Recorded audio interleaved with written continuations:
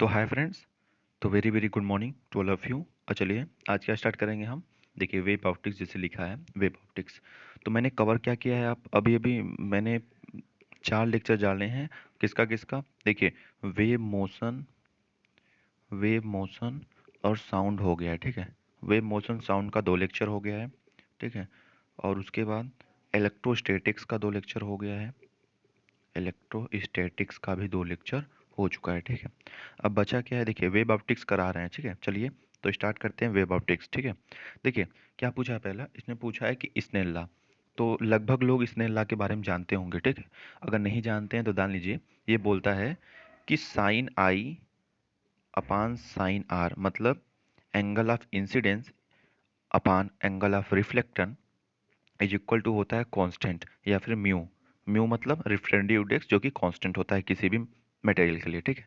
अब एक बात ध्यान दीजिए कि यहाँ पे ये फार्मूला आप नोट कर लीजिए, ठीक है। अभी मैं आपको एक और बता रहा हूँ, ठीक है। देखिए जो म्यू होता है, ठीक है, जो रिफ्रैक्टिव इंडेक्स होता है वो होता है कि n2/n1। ये क्या होता है n2/n1, देखिए जैसे कि मान लीजिए कि यहाँ पे 1n है ना। तो अगर ऐसे लिखा रहे, सॉरी एक बार फिर से देखते हैं यहाँ पे हम देखिए ये म्यू है, ठीक है। अगर वहाँ पे 1 है यहाँ पे 2 है तो इसको कैसे लिखेंगे, 1 म्यू 2 को कैसे लिखेंगे, ठीक है। तो देखिए जो यहाँ पे रहेगा उसको हम ऊपर लिखते हैं, ठीक है। तो यहाँ पे लिखेंगे म्यू 2/म्यू 1, ठीक है। अब बस इतना ध्यान दीजिएगा, जो यहाँ पे नीचे में रहेगा वो ऊपर लिखा जाएगा, ठीक है। तो आपको समझ में आया। अगर बोल दे कि 1 म्यू 2 बराबर क्या होगा तो आप लिखेंगे म्यू 2/म्यू 1, ठीक है। समझ में आया। चलिए अब देखिए कि स्नेल लॉ क्या होता है। स्नेल लॉ भी मैंने बताया आपको क्या होता है, कि जो होता है sine i upon sine r, क्या sine i upon sine r किसके इक्वल होता है, अपन होता है म्यू के ना। अब 1 म्यू 2 इसको अगर कैसे लिखेंगे, इसको लिखेंगे म्यू 2/म्यू 1। तो इसको कैसे लिखेंगे, sine i upon sine r is equal to mu 2/म्यू 1 से क्वेश्चन सॉल्व होंगे, ठीक है।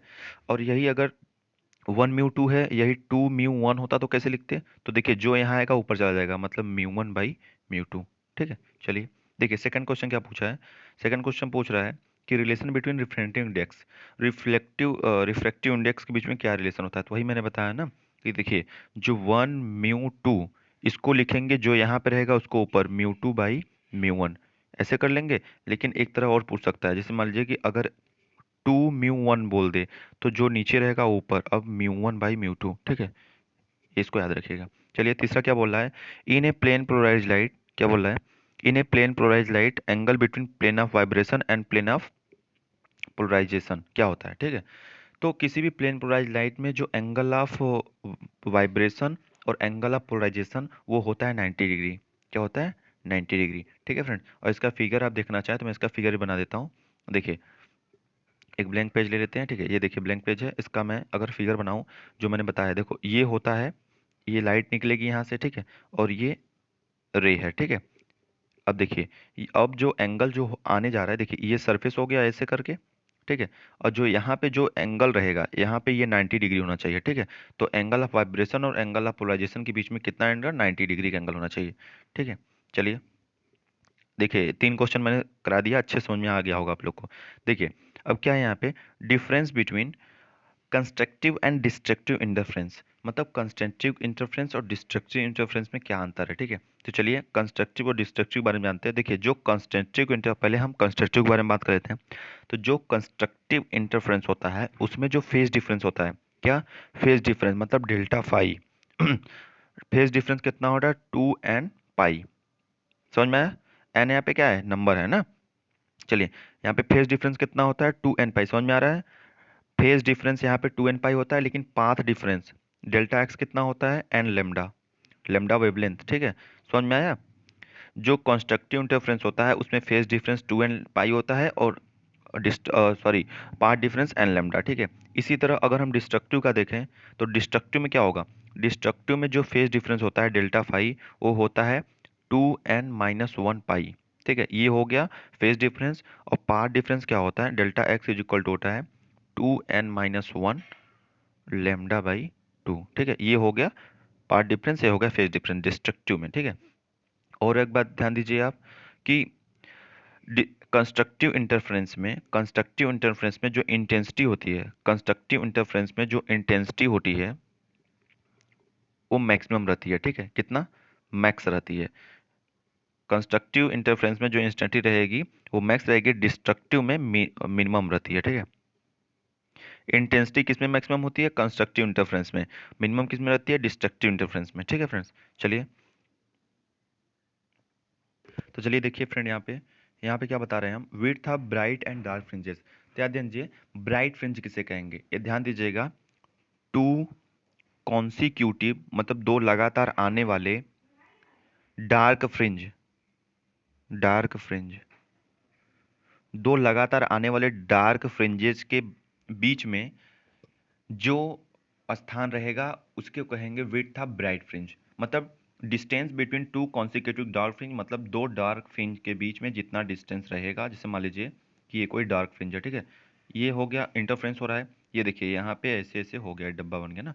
और ये देखिए, ये आपका डार्क फ्रिंज है, ठीक है। ये डार्क फ्रिंज है, ये डार्क फ्रिंज है। तो ठीक है, आप ध्यान दीजिएगा, दो दो डार्क फ्रिंज के, सॉरी ये ब्राइट फ्रिंज, ये ब्राइट फ्रिंज। तो देखिए ये डार्क हो गया, ये डार्क हो गया।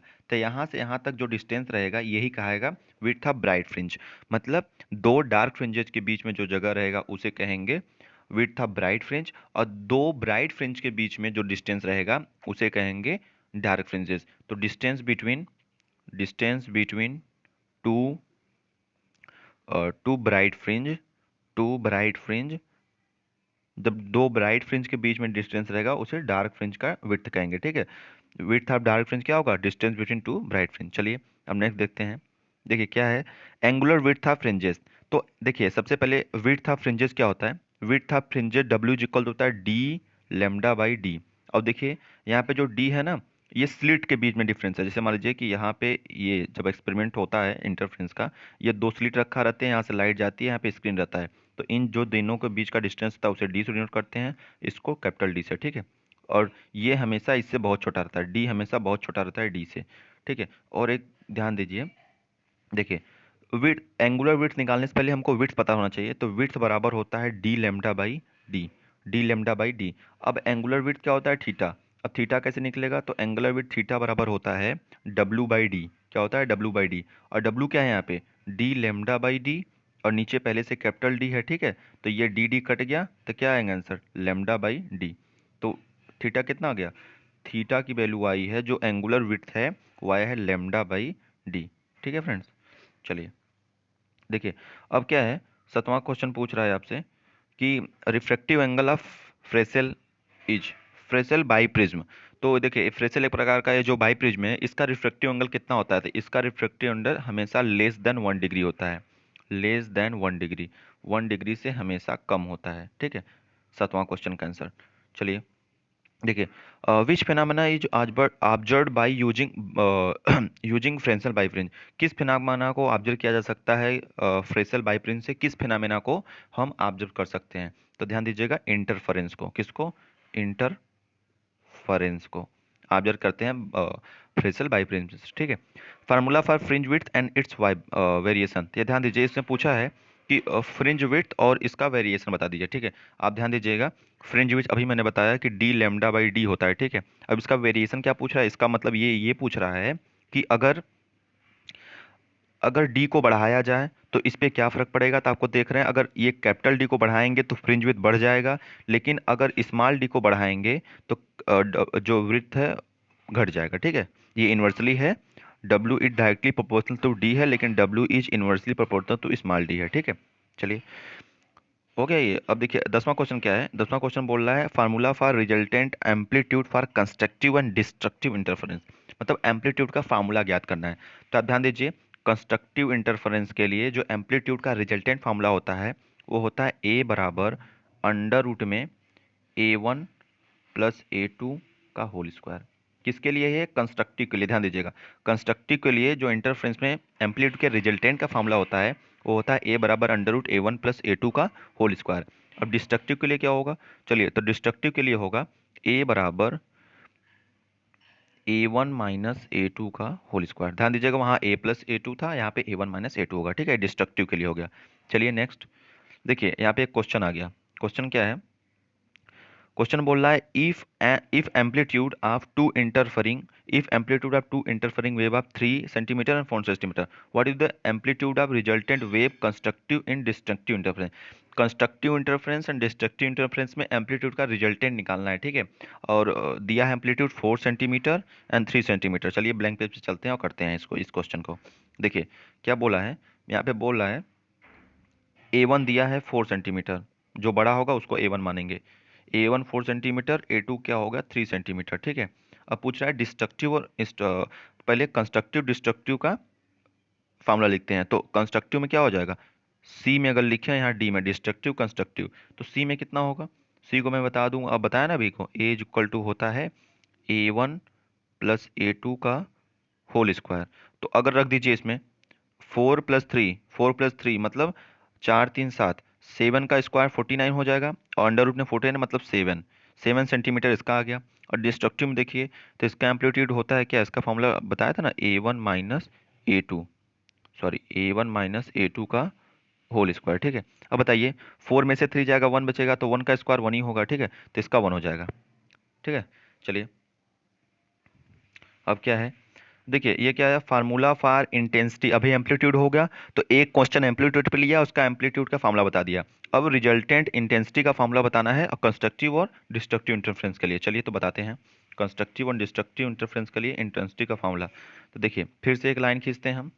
तो यहाँ पे कंस्ट्रक्टिव इंटरफेरेंस डिस्ट्रक्टिव इंटरफेरेंस के लिए हम क्या जानेंगे, इंटेंसिटी का फार्मूला जानेंगे। चलिए तो सुनिए इसके लिए होता है आई बराबर, मैक्सिमम की बात हो रही है, मैक्स की बात कर रहे हैं। देखिए आई मैक्स, वहाँ पे भी एम्पलीट्यूड मैक्स था, नहीं तो उसका अगर कॉस थीटा की वैल्यू रहेगी तो वहाँ पे कॉस थीटा की वैल्यू रखेंगे। तो आई मैक्स क्या हो जाएगा, आई मैक्स हो जाएगा अंडर रूट में I1 प्लस अंडर रूट में I2 का होल स्क्वायर, ठीक है। ये किसके लिए है, ये कंस्ट्रक्टिव इंटरफेरेंस पे इंटेंसिटी जब मैक्सिमम होगी तब ये फार्मूला लगेगा, ठीक है। और डिस्ट्रक्टिव इंटरफेरेंस में जब इंटेंसिटी मिनिमम होगी तो उसके लिए फार्मूला क्या होगा, under root I1 minus under root I2 का होल स्क्वायर, ठीक है। ये हो गया। चलिए मैं फिर से बता देता हूँ आपको, कंफ्यूज होंगे तो ये ध्यान दीजिएगा। कंस्ट्रक्टिव इंटरफेरेंस में सुनिए, एम्पलीट्यूड मैक्स का बताइए फार्मूला, एम्पलीट्यूड मैक्स का। तो एम्पलीट्यूड मैक्स का फार्मूला क्या हो जाएगा, A1 प्लस A2 का होल स्क्वायर, एम्पलीट्यूड मैक्स। और एम्पलीट्यूड मिनिमम का बता दीजिए, एम्पलीट्यूड मिनिमम का बता दीजिए ये होता है A1 माइनस A2 का होल स्क्वायर, ठीक है। ये एम्पलीट्यूड का हो गया। और इंटेंसिटी का बता दीजिए। तो देखिए आई मैक्स और इंटेंसिटी ज़्यादा किस में रहती है, अभी बताया ना मैंने कंस्ट्रक्टिव इंटरफेरेंस में, पिछला जो अभी इसमें क्वेश्चन था उसमें बताए हैं। तो आई मैक्स का फॉर्मूला हो जाता है अंडर रूट में I1 प्लस अंडर रूट में I2 का होल स्क्वायर, ठीक है। इसी तरह आई मिनिमम किस में रहता है, डिस्ट्रक्टिव में। तो डिस्ट्रक्टिव का क्या हो जाएगा फॉर्मूला, अंडर रूट में I1 माइनस अंडर रूट में I2 का होल स्क्वायर, ठीक है। चलिए फॉर्म, अब इस पे बेस क्वेश्चन था, देखिए क्वेश्चन क्या था। बोल रहा है कि इफ इंटेंसिटी, क्या बोला है, if intensity two interfering frame wave are 3i and 2i then what will resultant. चलिए 3i एंड 2i इंटेंसिटी दिया है, इंटेंसिटी कितना दिया है, इंटेंसिटी दिया है 3i एंड 2i। तो क्या फाइंड करना है, सबसे पहले आई मैक्स फाइंड कर लीजिए कंस्ट्रक्टिव के लिए।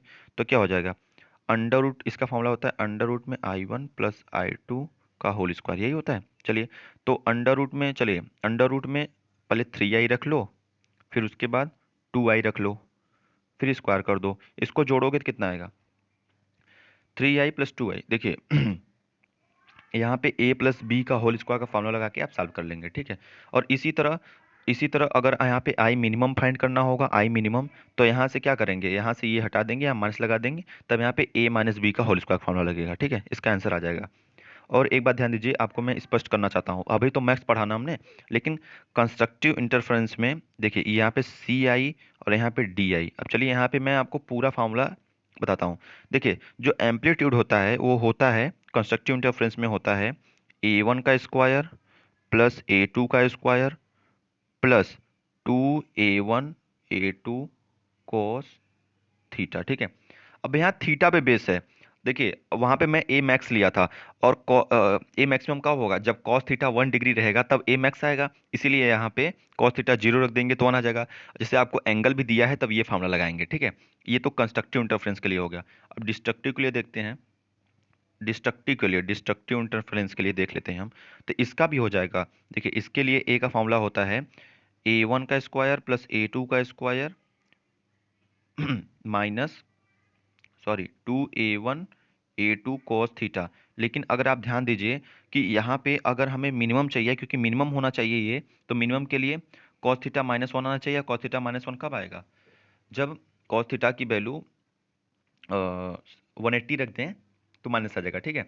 और आप एक बात और ध्यान दीजिए कि यहाँ पे अगर 180 दिया है तो यहाँ पे -1 आ जाएगा, तो ये क्या बन जाएगा? ये बन जाएगा A1 माइनस A2 का होल स्क्वायर, ठीक है फ्रेंड्स। चलिए, इंटेंसिटी का मैंने आपको बता ही दिया कि इंटेंसिटी का क्या होता है, ठीक है। चलिए तो देखते हैं अगला क्वेश्चन। देखिए 14वां क्वेश्चन क्या है, इसमें YDSC का क्वेश्चन पूछा है।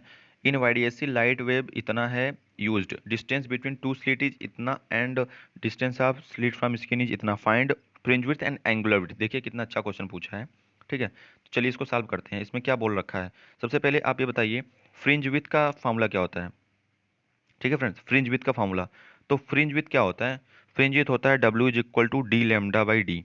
तो उसने क्या क्या रखा है, दे रखा है, तो उसने लेमडा दिया है 5000 एमस्ट्रॉन्ग, ठीक है, 5000 एमस्ट्रॉन्ग।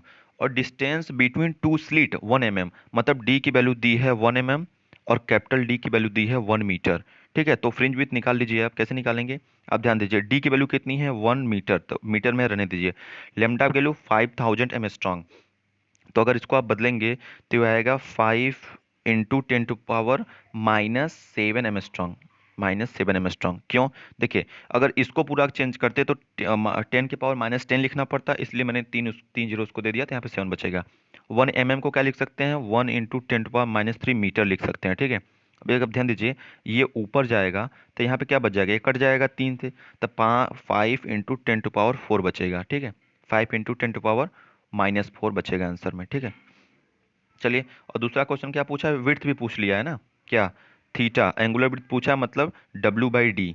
W/D आपको पता है, W/D या फिर लेमडा बाई डी, तो दोनों रख सकते हैं, तो W/D आसान होगा। तो इसमें आया है 5 × 10⁻⁴ और D कितना है 10⁻³ ठीक है। ये ऊपर जाएगा तो कितना बचेगा, मेरे हिसाब से 50 बचेगा, सॉरी। ये देखिए अगर इसको ऊपर ऊपर भेज दिया जाए एक मिनट। हाँ तो देखिए फ्रेंड्स क्या था यहाँ पे, अब यहाँ पे हमको क्या फाइंड करना है, थीटा। तो थीटा की वैल्यू एंगुलर विड्थ क्या होती है, लेमडा बाई डी। तो लेमडा कितना है, लेमडा है 5 × 10⁻⁷ ठीक है, 5000 × 10⁻⁻10 एमस्ट्रॉन्ग होगा। अगर ये 3 शून्य इसको देंगे तो यही बचेगा, और 10⁻³ डी की वैल्यू है, और ये ऊपर जाएगा तो ये क्या बना देगा 10⁻⁴। तो इसका आंसर क्या हो जाएगा 5 × 10⁻⁴, ठीक है फ्रेंड्स। चलिए अब देखिए और कौन क्वेश्चन बचा है। देखिए अब डाइफ्रैक्शन का क्वेश्चन है, तो डाइफ्रैक्शन क्या बोल रहा है, ये बोल रहा है in diffraction light of wavelength 5000 angstrom same है, ठीक है।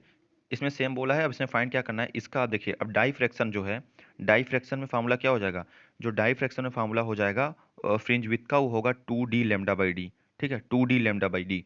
तो इसमें कुछ नहीं करना है, इसमें डी लेमडा बाई डी की वैल्यू अगर आप फाइंड किए होंगे तो आया था 5 × 10⁻⁴ पिछले क्वेश्चन में इसका, ठीक है। बस इसमें 2 का गुणा कर देंगे तो आ जाएगा 10 × 10⁻⁴, या तो लिख सकते हैं 10⁻3, ठीक है। चलिए अब आगे बढ़ते हैं, थोड़ा वीडियो लंबा हो जा रहा है, ठीक है। Width of central maxima in diffraction, तो सेंट्रल मैक्सिमा का जो विड्थ होता है डाइफ्रैक्शन में कितना होगा, बताइए आप, बताइए फटाक से। Width of central maxima in diffraction कितना होगा, तो डाइफ्रैक्शन का जो सेंट्रल मैक्सिमा का वैल्यू होगी वो होगा 2 लेमडा बाई डी, ठीक है, 2 लेमडा बाई डी। चलिए 17वां क्वेश्चन क्या पूछ रहा है, width of secondary maximum diffraction, secondary maxima का वैल्यू क्या होगा डाइफ्रैक्शन में, ये होगा डी लेमडा बाई डी, ठीक है। यहाँ पे 2D लेमडा बाई डी 16वां का आंसर होगा, और 17वां का डी लेमडा बाई डी, ठीक है। अब चलिए डज डाइफ्रैक्शन क्या पूछ रहा है, does diffraction needs 2 coherent light source, diffraction के लिए 2 कोहेरेंट लाइट सोर्स चाहिए, नहीं, नो, एक कोहेरेंट लाइट सोर्स चाहिए, ठीक है। चलिए 19वां क्वेश्चन है, in interference intensity of all bright fringes, interference में क्या होता है, इंटरफ्रेंस में intensity of all bright fringes क्या होना चाहिए, all bright fringes is same, bright fringe की सेम एम्पलीट्यूड होना चाहिए, same amplitude and same intensity, ठीक है फ्रेंड्स। ब्राइट इंटरफ्रेंस में ब्राइट फ्रिंजेज की सेम इंटेंसिटी रहना चाहिए और सेम एम्पलीट्यूड रहना चाहिए, ठीक है। इसी तरह क्या है, in diffraction intensity of all dark fringes, ये भी सेम होना चाहिए, ठीक है। देखो डाइफ्रैक्शन में डार्क फ्रिंज की इंटेंसिटी सेम होनी चाहिए और इंटरफ्रेंस में ब्राइट फ्रिंज की इंटेंसिटी सेम होनी चाहिए, ठीक है। तो चलिए ये वेव ऑप्टिक्स यहाँ पे खत्म होता है। सॉरी, इसका पहला लेक्चर खत्म होता है। Thank you for watching. और इसके बाद अगला लेक्चर आएगा।